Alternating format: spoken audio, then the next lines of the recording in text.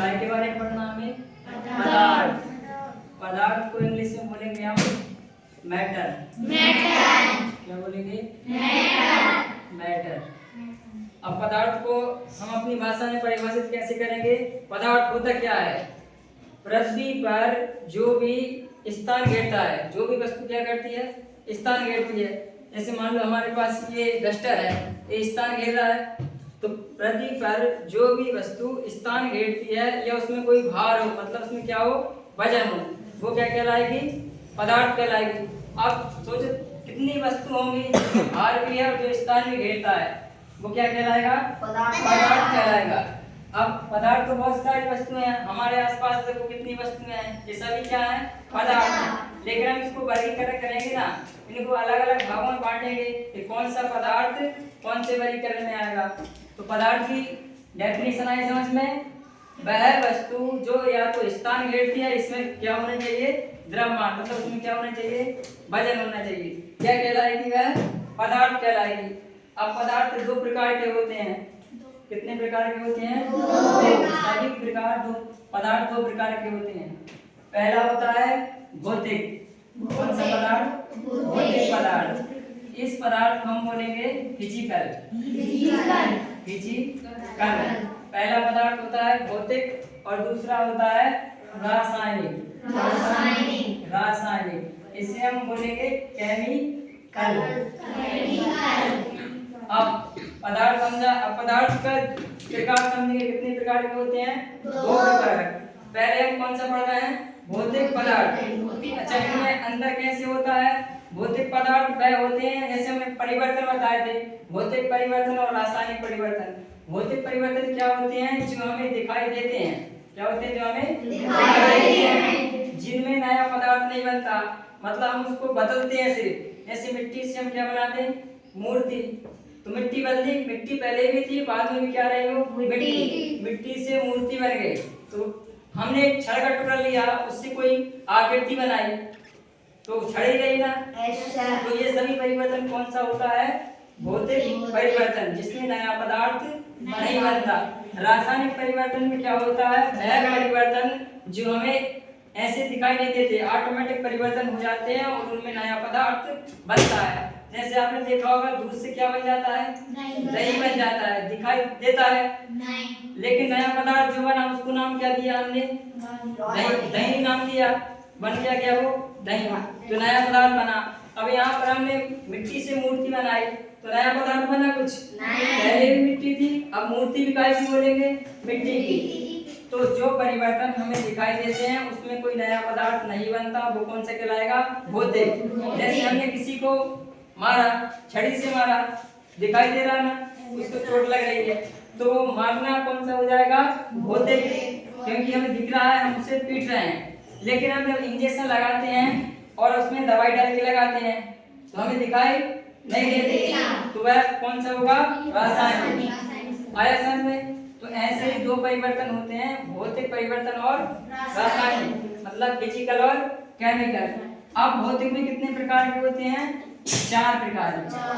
कितने प्रकार के होते हैं? 4। पहला होता है ठोस, इसको बोलेंगे हम सॉलिड। दूसरा होता है द्रव, इसको बोलेंगे हम लिक्विड। क्या बोलेंगे? लिक्विड। तीसरा होता है गैस को बोलेंगे गैस। और चौथा पदार्थ होता है प्लाज्मा। इसको इंग्लिश में बोलेंगे प्लाज्मा। तो भौतिक पदार्थ कितने प्रकार के होते हैं? 4 प्रकार के। वैसे 5 प्रकार के भी होते हैं, एक और होता है EEC, लेकिन हम अभी कुल मिला के कितने पढ़ रहे हैं? 4 में से भी हम 3 पढ़ेंगे, ठोस, द्रव और गैस। इन्हीं के बारे में हम पहले भी पढ़ चुके हैं। ठोस पदार्थ क्या होते हैं? वह पदार्थ जो कैसे होते हैं? ठोस होते हैं, मतलब जिनकी आणविक संरचना कैसी होती है? इनके अणु कैसे होते हैं?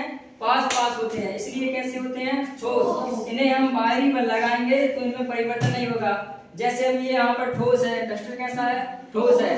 इसमें हम ताकत लगाएंगे तो उसमें ज्यादा परिवर्तन कुछ भी नहीं होगा, क्योंकि इनकी अणुओं की संरचना कैसी है? ज्यादा पास है। ऐसे द्रव पदार्थ ठोस से अलग होते हैं। इनमें क्या होता है, वह पदार्थ जो जिनको हम जमीन पर डाल दें तो क्या होने लगते हैं, बहने लगते हैं। जैसे कि ठोस में क्या आएगा, जल, दूध, तेज, ये सभी किस में आएंगे, द्रव में आएंगे, क्योंकि इस पे जमीन पर डालने पर क्या हो जाते हैं, बहने लगते हैं। तो इनकी आणविक अणुओं की जो संरचना होती है इससे कैसी होती है, कम दूर होती है। इसकी पास होती है, इनकी कैसी होती है, कम। और गैस की संरचना कैसी होती है, बहुत दूर दूर होती है। जितनी भी गैस है वायुमंडल, ये क्या है, गैस, तो ये किसमें आएगा, गैस में। तो पहले हम समझेंगे इनका आयतन और आकार। क्या समझेंगे, आयतन व आकार, इनके आधार पर समझेंगे। ठोस में आयतन कैसा होता है, निश्चित होता है, और आकार भी निश्चित होता है। कैसे होता है, हमने ठोस 1 किलो ठोस लिया, एक गोला टाइप का आ गया, वो ठोस का आयतन कैसा होगा, 1 ही किलो रहेगा, उसका आकार भी कैसा रहेगा, 1 किलो का।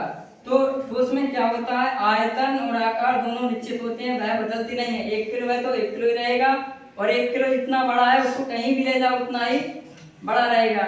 लेकिन द्रव में ऐसा नहीं होता, उसका आयतन तो निश्चित रहता है लेकिन आकार निश्चित नहीं रहता। जैसे हमने पानी में, एक बोतल में पानी भरा, तो एक बोतल में कितना आएगा, 1 लीटर पानी, तो उसका आयतन तो निश्चित है, लेकिन उसी पानी को हम बाल्टी में डाल दें तो बाल्टी में उसका आकार कैसा हो जाता है, बाल्टी जैसा। तो द्रव का जो आकार है वह अनिश्चित है, आयतन निश्चित है। इसमें दोनों बराबर रहते हैं, आयतन भी उतना रहेगा, उसका आकार भी उतना ही रहेगा। लेकिन द्रव में क्या होता है, उसका आयतन कैसा रहता है, फिक्स रहता है, लेकिन आकार निश्चित नहीं रहता। ऐसे गैस में, गैस का क्या होता है, ना उसका आकार निश्चित होता है ना आयतन निश्चित होता है।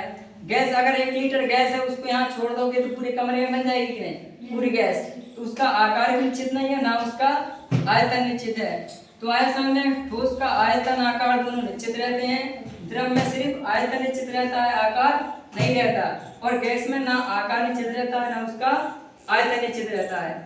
इतना आया समझ में। तो फिजिकल पदार्थ 4 प्रकार के होते हैं, ठोस, द्रव, गैस। अब आता है प्लाज्मा।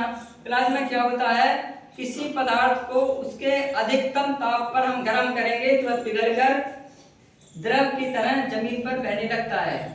जैसे हमने लोहे को गर्म कर दिया, आपने देखा होगा लोहा इतना गर्म करता है कि वह क्या बन जाता है, द्रव रूप में बन जाता है, फिर उसको नया आकार देता है पीट कर।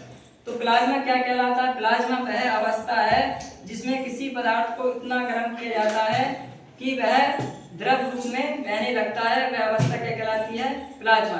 जैसे सूर्य का ताप है, ये प्लाज्मा के रूप में ही पिघल कर ही हमें ताप मिल रहा है। ये क्या हो रहा है, पिघल रहा है सूर्य, उसी की ऊष्मा से हमें क्या होती है, गर्मी लगती है, और उसी से क्या निकलता है, प्रकाश। तो चौथी अवस्था कौन सी है, प्लाज्मा। ये कब उत्पन्न होती है, जब अधिक मात्रा में ताप दिया जाता है, वह पिघल कर, लोहे को पिघलाना क्या कहलाता है, प्लाज्मा। तो हमारे लिए 3 अवस्था समझना है, ठोस, द्रव और गैस, सॉलिड, लिक्विड और गैस। ये आई समझ में। अब इसके बाद आती है, ये होगा फिजिकल। इसके बाद हम समझेंगे, अब देखो एक क्वेश्चन आता है, ऐसा कौन सा पदार्थ है जो ठोस भी होता है, द्रव भी होता है और गैस भी होता है। ऐसा कौन सा पदार्थ है जो तीनों रूपों में पाया जाता है।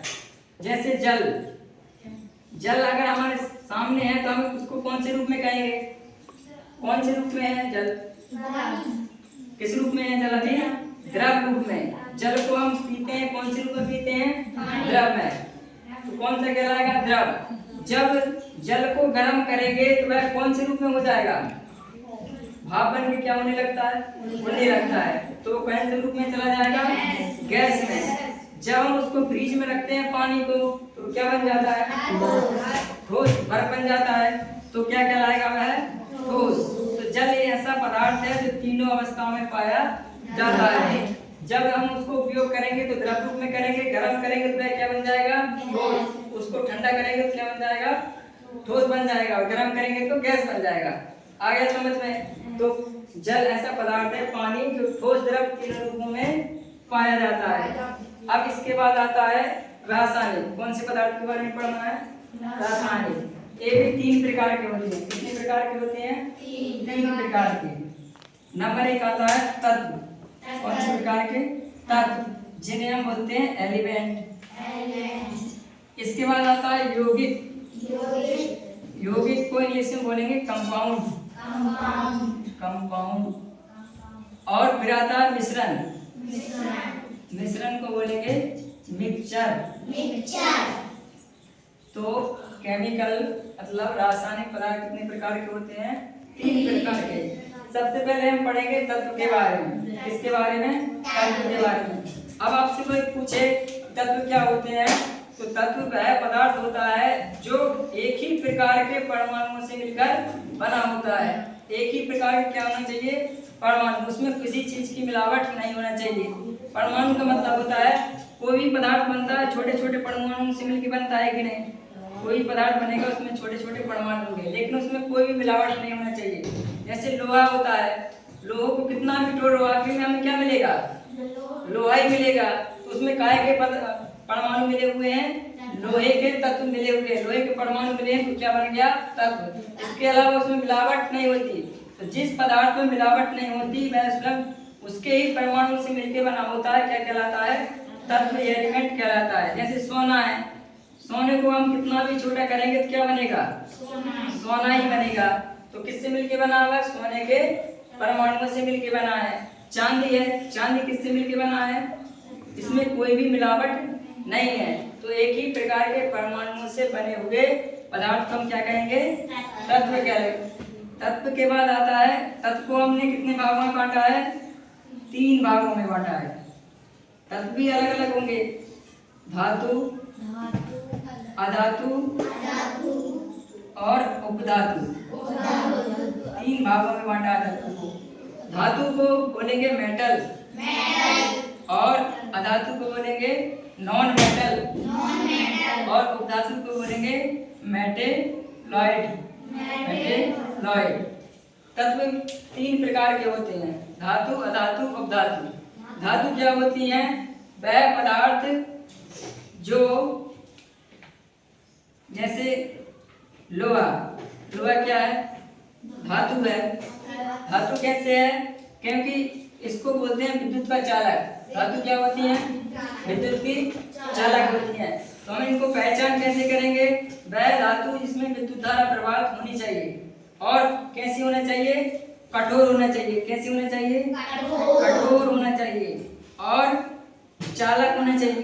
चालक का मतलब होता है इसमें ऊष्मा या धारा का प्रवाह होना चाहिए। तीसरी बात, तन्यता होना चाहिए। धातु में क्या होना चाहिए? तन्यता का मतलब होता है जिसके हम तार बना दें। जैसे सोना है, चांदी है, पीतल है, एल्युमिनियम है, इनके तार बना लेते हैं ना, तो ये किस में आएगा? धातु में। जिसकी जो कठोर हो, चालक हो, तन्यता हो, या इसको बोलेंगे आघात वर्धिता हो, मतलब जिसको पीट कर हम क्या बना लें? चादर बना ले। चादर, हाँ, जिसकी हम चादर बना ले वह क्या है? धातु है। तो धातु कैसी होती है? कठोर होती है, चालक होती हैं, उनको तार बनाने की क्षमता होती है, और वह पीट कर आघात बढ़ता, पीट कर उसकी हम क्या बना सकते हैं? चादर बना सकते हैं। और वह कैसी होती हैं? चमकदार होती हैं। कैसी होती हैं? चमकदार। तो ये सभी गुण अगर उसमें पाए जाते हैं, लोहा, लोहा में सभी गुण पाए जाते हैं कि नहीं? तो लोहा क्या है? धातु है। तो आप समझ जाओगे धातु कौन है? लोहा, चांदी, सोना, ये सभी क्या है? धातु है। क्यों? क्योंकि इनमें सभी गुण पाए जाते हैं। अब अधातु क्या होंगी? जिसमें ये गुण ना पाए जाएं। जितने भी ठोस होते हैं अधिकतर क्या होते हैं? धातु होती हैं। अधातु में ये सभी गुण नहीं पाए जाते। जैसे अधातु में क्या आएगा? अधातु में जैसे हमने लिखा जितनी भी गैसें हैं, ऑक्सीजन कठोर होती है, चमकदार होती है, तार बना सकते हैं। तो जितनी भी गैसें हैं हम किस में आएंगे? अधातु में। चाहे ऑक्सीजन हो, नाइट्रोजन हो, या हाइड्रोजन हो, ये सभी क्या है? अधातु में। कैसे याद रखेंगे? वह अधातु कौन कहलाएगा? जो गैसीय रूप में हो। कैसे रूप में हो? गैस रूप में। हाँ, जितनी भी गैसें हैं कहाँ में आएंगे? अधातु, क्योंकि उनमें ये गुण नहीं पाए जाते। तो जो ठोस होती हैं वो क्या होती हैं? धातु में होती हैं, क्योंकि इनमें सभी गुण पाया जाता है। अब ऐसा होता है, जैसे हमने कहा ठोस, ठोस तो क्या होता है? हीरा भी होता है।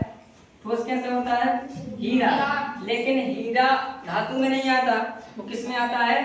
अधातु में। तो हीरा ऐसा है जो देखने में तो लगता है धातु है, लेकिन है क्या वो? अधातु है। ऐसे सोडियम है, सोडियम क्या है? ये धातु है। क्या है? धातु है। लेकिन ये इसको ना ठोस होता है, ये कैसा होता है? इसको अगर हम कमरे के ताप पर नॉर्मल रख दें तो क्या होता है? ये कुछ जलने लगता है। लेकिन है क्या? ये धातु है, लेकिन देखने में कैसा लगता है? अधातु। इतना है समझ में।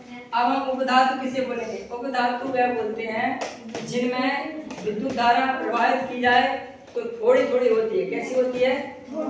जैसे हमने चार्जर देखा होगा, चार्जर में जब करंट देते हैं हमें लगता है और करंट आता भी है और लगता भी नहीं है।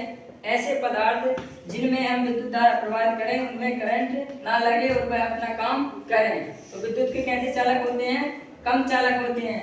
जैसे धातु किससे बनते हैं? सिलिकॉन से बनते हैं। चार्जर में एक डायोड होता है, कैसे बनता है? सिलिकॉन। तो सिलिकॉन कैसा है? उसमें विद्युत धारा प्रवाहित होती है लेकिन ज्यादा नहीं होती। धातुओं में विद्युत धारा प्रवाहित होती है, अधातु में नहीं होती है। तो इसमें विद्युत धारा कैसी होती है? थोड़ी थोड़ी प्रवाहित होती है। अब ये कैसे होते हैं? विद्युत के चालक एक कुचालक होते हैं और एक कैसे होते हैं? अर्धचालक होते हैं। मतलब ये विद्युत धारा आधी आधी जाती है। अब हम दुकान में से सामान लेने जाते हैं तो हम बोलते हैं एक इलेक्ट्रॉनिक सामान, इलेक्ट्रॉनिक सामान, और एक बोलते हैं इलेक्ट्रिक सामान। इनमें अंतर समझना है, इलेक्ट्रॉनिक सामान और इलेक्ट्रिक सामान। अब देखो कैसे समझना है। इलेक्ट्रिक सामान वह होता है जो इसमें किसी क्या मिला होता है? धातु।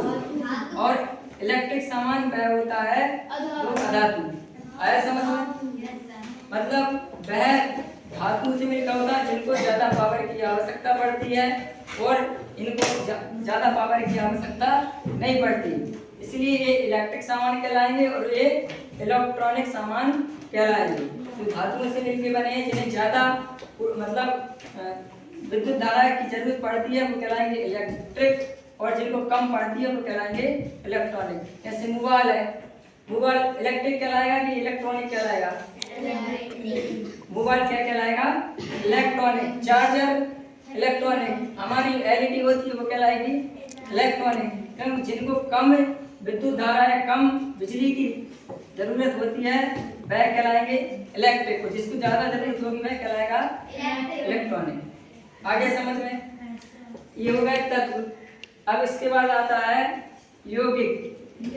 यौगिक आसान है, मतलब जब दो पदार्थों को मिलाया जाता है, जब दो या दो से अधिक पदार्थों को हम मिलाएं तो कहलाता है यौगिक। जैसे कि हमें क्या करना है? हाइड्रोजन। ये क्या है? हाइड्रोजन ये अधातु अभी पड़ा है। हाइड्रोजन, हाइड्रोजन में हम क्या मिलाते हैं? ऑक्सीजन। ये भी क्या है? अधातु है। दो अधातुओं को मिलाकर हम क्या बना रहे हैं? एक मिश्रण बना रहे हैं। लेकिन मिश्रण कैसा है? यहाँ पर दो हाइड्रोजन है और एक ऑक्सीजन है। इसको हम अनुपात में मिला रहे हैं, ज्यादा कम किसी को नहीं ले रहे हैं। दो हाइड्रोजन ले रहे हैं, एक ऑक्सीजन ले रहे हैं। मतलब निश्चित अनुपात में जिस मिश्रण को हम बनाएंगे तो जिसका कोई फार्मूला हो। पानी का क्या होता है फार्मूला? क्या होता है पानी का? H2O formula. जिसका फार्मूला होता है किसी न किसी से मिलकर बना होता है वो क्या कहलाता है? यौगिक कहलाता है। ऐसे और यौगिक बनाया, जैसे हमें स्टील बनाना है। स्टील किससे मिलकर बना होता है? स्टील नहीं, स्टील में लोहे में क्या मिलाते हैं हम स्टील बनाने के लिए? लोहा के साथ कार्बन मिलाते हैं। क्या बनाते हैं? कार्बन। जो हम घर में उपयोग करते हैं ना स्टील, किससे मिलकर बना होता है? लोहा और कार्बन को। कार्बन लोहे में कार्बन मिलने से ये मजबूत हो जाता है। लोहे में जितना ज्यादा कार्बन मिलाएंगे उतना ज्यादा स्टील कैसा हो जाएगा? मजबूत। कार्बन इसलिए नहीं मिलाते वो काला पड़ जाएगा। चमकदार क्यों रहता है? उसमें कार्बन की मात्रा कम रहती है। तो स्टील, अब देखो यहाँ लोहे का फार्मूला होता है कि नहीं? है बी, और कार्बन का सी। तो जिसका फार्मूला होगा जिसे हम मिलाएंगे, फार्मूले के अनुसार मिलाएंगे, वो क्या कहलाएगा? यौगिक कहलाएगा।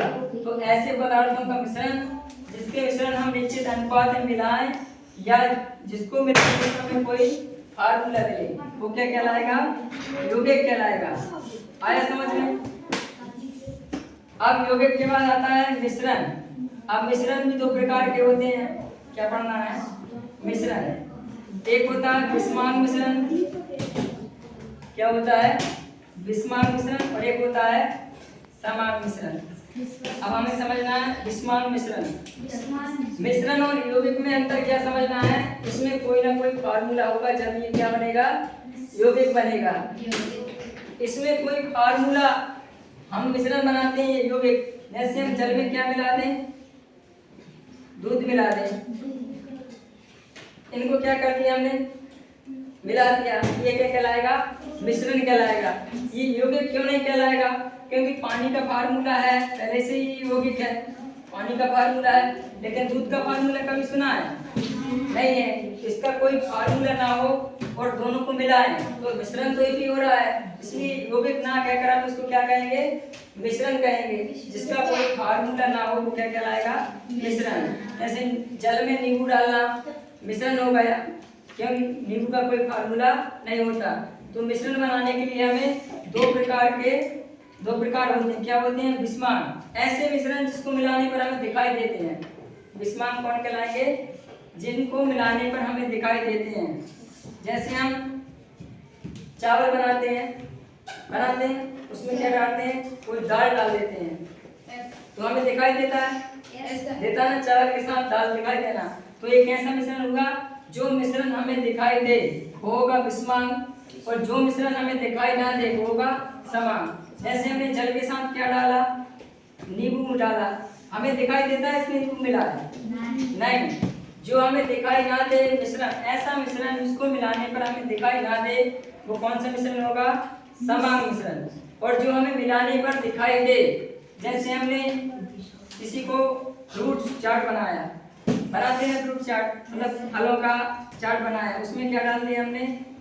कुछ दाने डाल दिए, अनार के डाल दिए, उसी में क्या मिला दिए? अंगूर मिला दिए, और उसी में पपीता काट के रख दिया, उसी में सेव रख दिए। दिखते हैं हमें उसमें मिला दिया।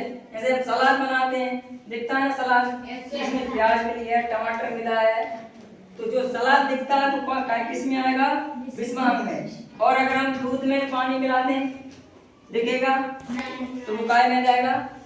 समांग में जाएगा। मतलब जो मिश्रण मिलाने पर हमें दिखाई दे वो होगा बिस्मांग, और ना दे क्या होगा? समांग। तो ऐसे मिश्रण जिसको मिलाने पर हमें कोई फार्मूला प्राप्त नहीं होता, हम मिला देते हैं कम ज्यादा मात्रा में। जैसे हम चाय बनाते हैं, चाय में हम दूध नाप के डालते हैं। चाय बनाने के लिए दूध नाप के डालते हैं? नहीं डालते। अच्छा डाल दिया, 1 लीटर दूध हम लेके आए, लेकिन उसमें पानी, हमको 1 लीटर में कितने कप बनाना है, हम उसमें आधा लीटर पानी भी डाल सकते हैं, 1 लीटर भी, लेकिन नापते नहीं है। अब उसमें हम शक्कर डालते हैं, उसको भी नहीं नाप के डालते। तो जो अनिश्चित मतलब उसके हिसाब से उसमें डालें तो वो क्या कहलाएगा? बिस्मांग। और जब मिल जाता है तो वो क्या कहलाएगा? समांग, क्योंकि हमें दिखाई नहीं दे रहा। इतना है समझ में?